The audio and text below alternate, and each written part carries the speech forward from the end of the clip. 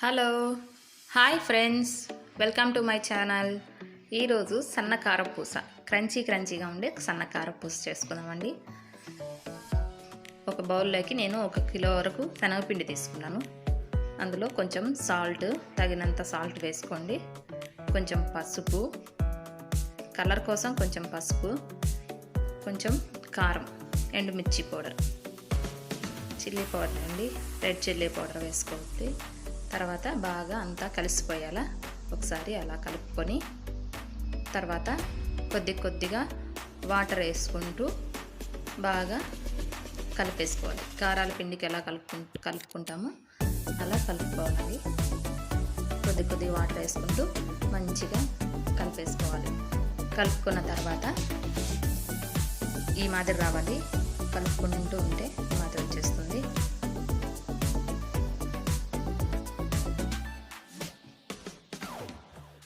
కలుపుకోవాలి.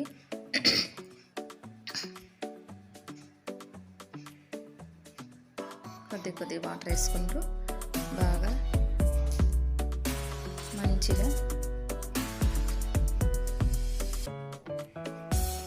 ఉండలు లేకుండా మొత్తం నీట్గా కలిపేసుకోండి. ఒకసారి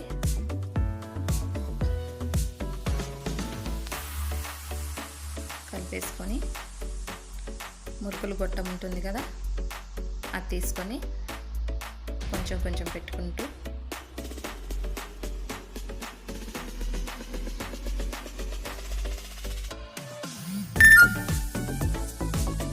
చూపించిన విధంగా కలుపుకోండి.